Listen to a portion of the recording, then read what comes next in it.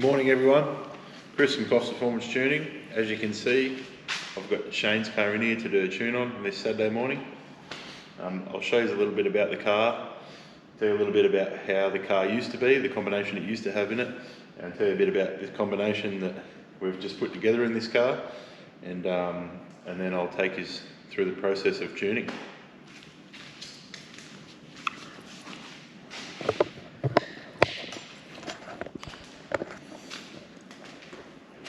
So this is Shane's wagon.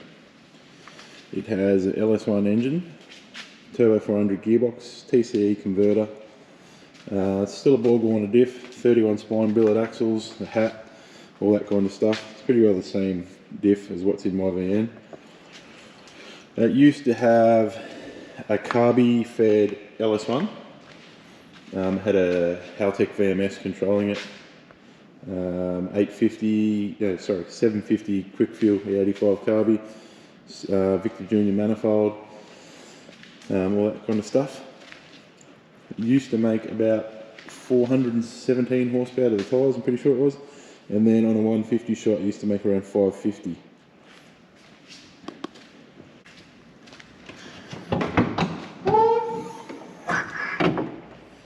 So this is the new combination we've put together. It's all been done in-house. My dad is actually responsible for all this. He's got a super keen eye for detail and the way he builds things. Really good at fabrication. You can see all the custom catch can, all the custom cooler pipes he's made. It's all painted 2-pack body colour. As for the engine as well, all the inlet manifold, the blower, it's all 2-pack. Really cluey old fella with all that stuff. It's got Aeromotive reg, 2044 pumps that we will stage. I'll set that up in the tune, I'll show you when I do that. The engine is literally bone stock. It does have rod bolts, I'm pretty sure, but that's it. You can see here, it's got just head bolts, not studs. No main studs, so we're going to have to be pretty careful with managing cylinder pressures and making sure this supercharger doesn't make too much boost, which I'm a little bit worried about, because if you can see the size of that crank pulley there, it is going to make a bit of boost. And this is a pretty big supercharger for this motor. This is a V3 Ti trim. I'm pretty sure by memory it is the one down from a V7 YSI, so it's a decent sized blower. We were going to flex fuel this. Shane has made the decision not to flex fuel it, being a car with turbo 400, so no overdrive, 411 diff gears. Really, he's not going to drive it too far. It's going to be around town. If it does get driven out of town, it'll be trailered out of town and driven there. So he just went, stuff it, we won't worry about the flex fuel, we'll just do it on straight E85, especially to help the stock engine with this big power adder. I'll put a video up here of when this thing used to have the nitrous motor in it.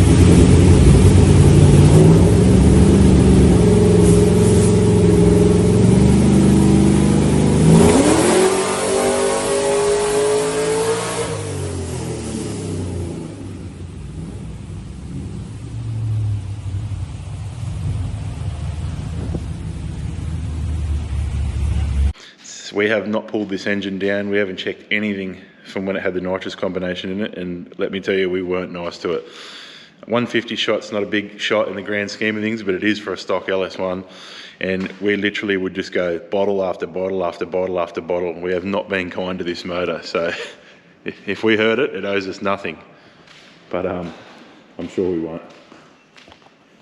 The car actually has a very similar exhaust to the VN. I'm pretty sure they are the same mufflers. It's got twin 3.5-inch exhaust system. You might be able to see them actually. Not really. Just twin reses at the back, so it sounds really nice. With camshafts, this seems to happen a lot. Originally, you get people that'll build an NA engine, and they'll be on a 110, 108 LSA, on a tight LSA. And then when they put a power adder on it, they just leave that camshaft in there. That's fine, but in my opinion, the only thing you've got to be careful of is the cylinder pressures will be a lot higher down low. It'll make the power come on earlier, and then through peak torque you'll have more cylinder pressure than if you had a camshaft designed with boost. So we'll have to keep that in mind when we're tuning these engines with an aspirated or a tight LSA camshaft. So that's a quick little run through Shane's wagon. I'm going to jump in, assign all the fans, fuel pumps, all that stuff in the computer.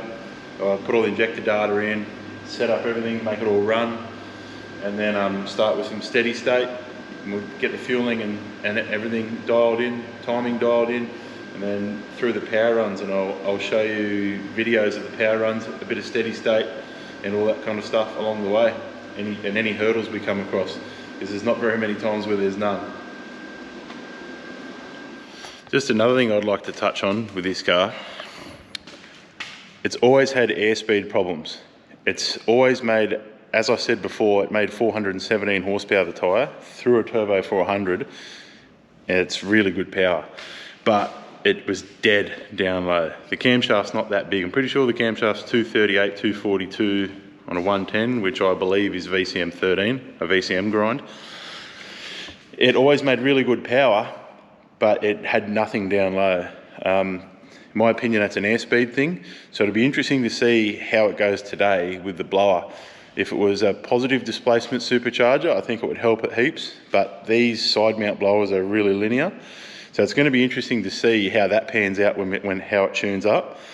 Another thing, the converter was also, because of them airspeed problems, was too tight. If we had had a looser converter so it could flash through the doughy area and stand up and go, it would have been a lot better. Now we've got that supercharger, even though it's going to make a fair bit more power, I don't think it's going to make a great deal more down low. So it's going to be interesting to see how the airspeed situation and the converter situation pans out. So we'll find out. So I like to go through in the settings, I've allocated all the DPOs, DPIs, AVIs, everything through all the loom that we've done. I like to go through and just check everything's working. Let's put a low value in there for the fans. As you can hear, the fans have come on. Just to know everything's working, I'll just set up all the fuel pumps. This particular car has 3 pumps. It has a low pressure Barry Grant to fill the surge tank. Then we'll run 1044 pump driving around the street, and then I'll set that up shortly, but I'll probably turn the second pump on at about 4 psi. Make sure we have enough fuel to carry us out the back, just so we're not moving fuel from front to back more than what we have to. The downside of a return style fuel system is you're constantly moving it front to back. So if we can minimize the amount of fuel we're moving front to back, we'll minimize the heat we put into the fuel. So I've loaded all the injector data, all that kind of stuff, thrown the fuel table together, timing table, so I know everything's going to be safe, close, and it should fire up all right.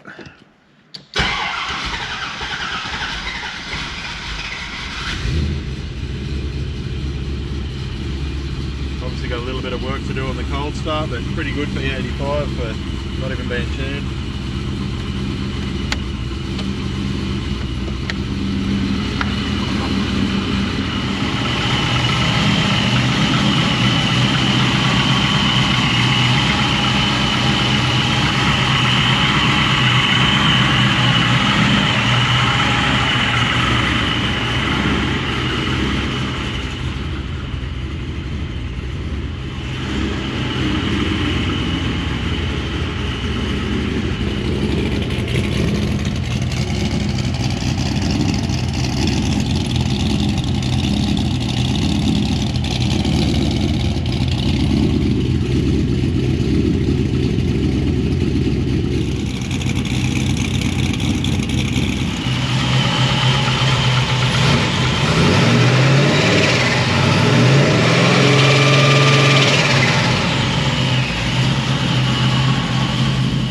That blower's going to make a racket on the street.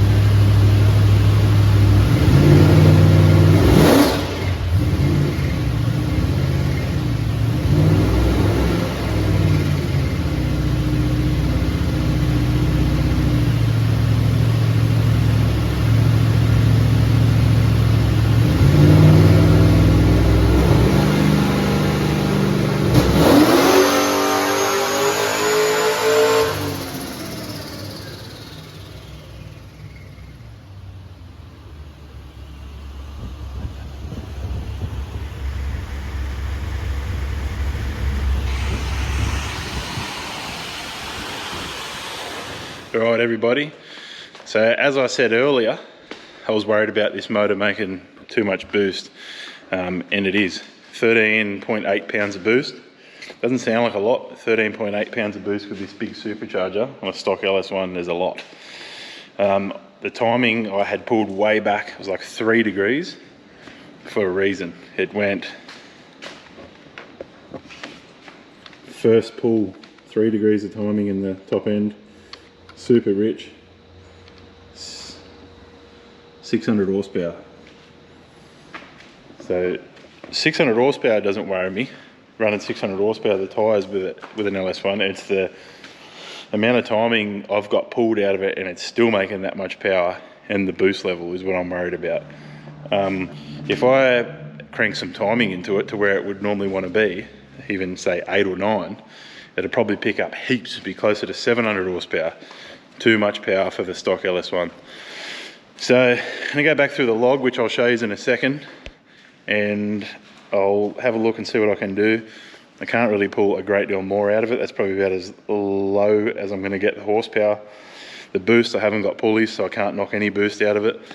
I've just rang Shane, said we've got 2 options. We either wait until the new year when we can get pulleys, or we just keep tuning it.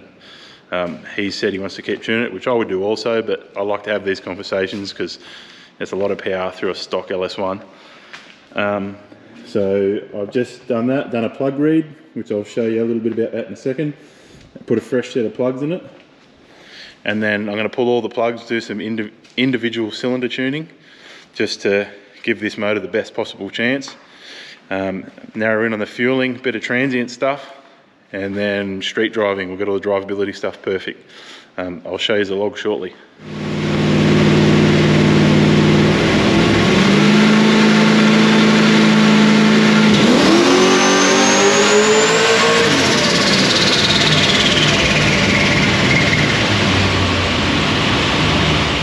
So here's the log of the first pull. Probably can't see a great deal on the camera, but I'll do my best to show you what I can. So you can see there, I've rolled into it there. 8.5 degrees of timing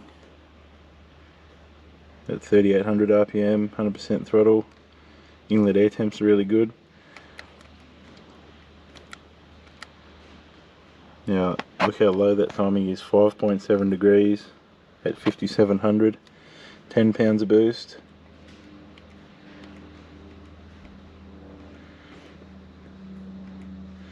You can see there 12 psi at 6400, 4.5 degrees of timing. You can actually see the timing there is actually going minus 1.4 degrees, which is there would be, I've got the rev limiter set at 6800, so it would be going into the post rev limiter timing reduction table. But that gives you an idea of how little the timing is. 12.6 pounds of boost, the most I've seen it is 13. That gives you an idea of how little and how much we're not leaning on this thing, and it's still making 600 the tyre. So we're going to try and, yeah, really we should be putting different pulleys on it to knock boost out of it. We don't have them. This time of year, you're not going to get them. Like I said, Shane has given me the thumbs up just to keep tuning it, so I'm going to do my best to take it easy on the engine, but yeah, this blower's making that job difficult. It's a good problem to have though. Instead of looking for power, we're trying to take it out of it. But yeah. So I've just put a fresh set of spark plugs in it to get a read on the plugs. I don't know if you can see that in the video. The spark plugs have a cadmium coating on them, and it'll burn off relevant to cylinder pressure. So the further it burns off down around this way towards the base of the spark plug, the higher the cylinder pressure is. So if you've got less timing, less cylinder pressure, it'll burn less. It'll be up towards this way.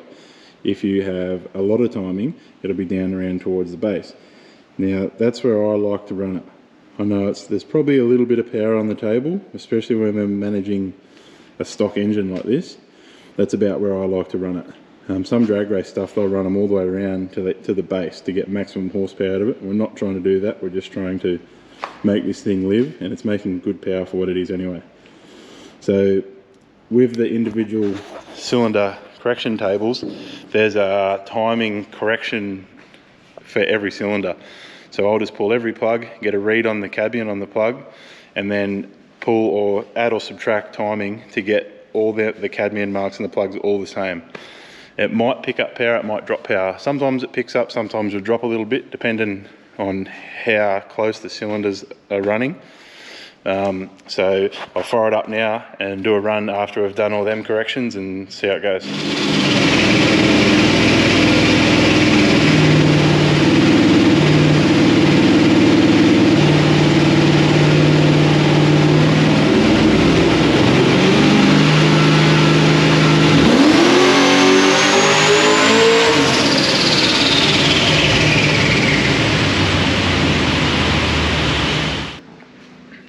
So I've just had a drama with the belt. I couldn't figure out what was wrong with it. Being a brand new kit, I mean, things are never always right. Went through everything, checked the pulley alignment, everything was right. This is a spare belt I had, 7PK one just to put on it, check it all out. It absolutely lunched the belt to pieces. Couldn't figure out why, and then I realised the belt that come with the kit is too long.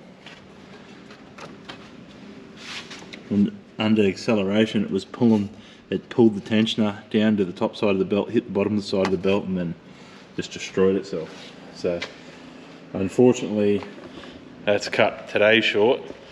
But I did give it a little bit of timing down low, just because I had so much timing pulled out of it. It created a transient throttle problem. For those of you who don't know, transient throttle is when you first hit the power of the accelerator, you have a huge bit of air, so you need a heap of additional fuel to make it RPM and not fall in a hole. Because I had so much timing pulled out of it, it was lazy. The transient throttle that you would hear in the previous power runs, how it hesitated, was a timing thing. So I give it a couple of degrees down low to carry it through, and as you can see here, it picked up massively. It still says Mr. Mullet there because I haven't changed since he was here the other day, but so you can see at that point there, the blue run is the first run that you've seen on the camera. It was a 600 horsepower run, 371 horsepower it made at that point, and it jumped to nearly 500. So, and then up through here where it signs off, that's where it shredded the belt. If you look closely in that video, you can actually see the belt fly off it, and I pooped me dacks because I give it that 2 degrees of timing. It stood up that hard, then it made an almighty racket. I thought it kicked the rods out of the thing, but it didn't. It's still super safe. It just, because it's making so much power in that stock bottom end, I just went, whoa. Anyway, that's today cut short. Thanks for watching. I'll see you next time.